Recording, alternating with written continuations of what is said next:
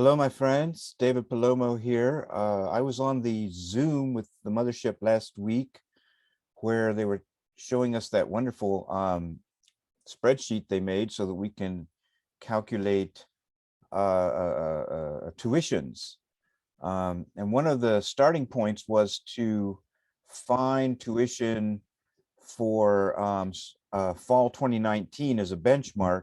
And I mentioned to Jenny and to Mary Chasen that I had this kind of stupid Main Street Sites trick that folks there helped me set up that helps me identify gross and net revenue for a given semester. And they asked me if I would share it with you. So very briefly, I come over here into the saved queries from reports. Just to show you what it looks like, and then we'll go through the setup. This is what it looks like. We're doing a query on fees and a detailed query. And after the workshop or the Zoom meeting, I got it into my head that it might be really useful to add student names and contact names, and it really is. I'll show you that in a second.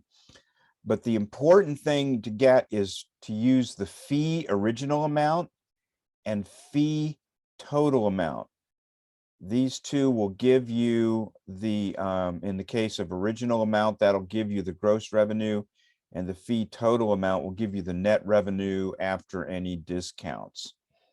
I also add in location because where I am in the Akron, Ohio area, I have to identify my revenue by location so that I can file taxes with the different local jurisdictions, which is what I have to do here. So let's take a look at how to set that up. Oh, wait a minute, one more thing.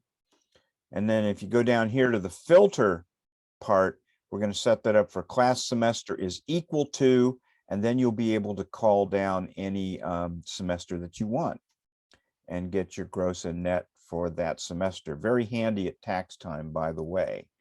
So, okay, we're going to go back to reports and run query. So as mentioned, we're going to want to do a query on fees. And then field selection comes up and we're going to add multiple fields. Here is where you want that fee original amount, and skip over discount amount, do fee original and fee total amount. And then student first name and last name and contact first name and last name. And what this does for you, by the way, by adding names, is it'll help you identify sibling tuitions if you need to do that. So there we go. Now we have original amount, total amount, first name, last name, contact, contact. So now we come down underneath here, and don't hit this one. That's where we were before. We want to come down to this add button underneath the filter group box, and we're going to add condition. So first is in this line under column, we're going to add class semester. And that would be here. Then the operator we are going to add is equal to. And then this shows up, and this is where you can select any semester that you want. So in this case, say fall 2019, hit save. Now, here's what I would recommend. When you scroll down, you can either run it or hit a save as. If you want to check it out before you save as, then you would just hit run. And here it goes, here it goes, here it goes. Bada boom, bada boom, bada boom, bada bing. Round and round, the little rodent in the cage is going at the top of the page. And then to save, you hit more and you hit save as. Now, to give you an idea, once you save as, you can then export it as a CSV. And I blacked out all the important data there, and I'll just show you fee original amount will show up here, and that's where you're going to get the gross revenue when you can add it all up. I hope you know how to do that. Do a summation using auto sum. What you do is you highlight this whole column and then hit auto sum over here, and that'll give it to you.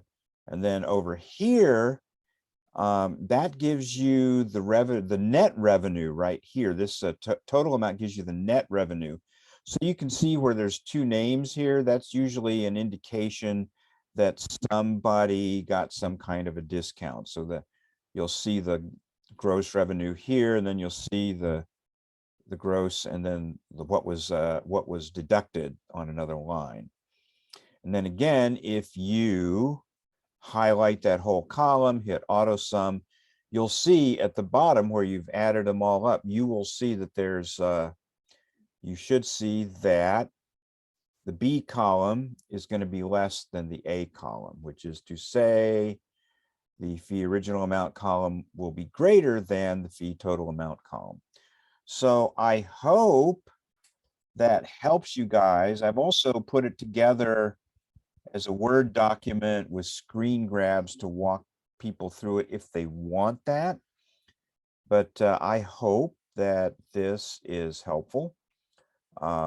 If you have any questions, I'm at musictogethersummit@gmail.com. Again, that's musictogethersummit@gmail.com. And again, I hope you find this helpful.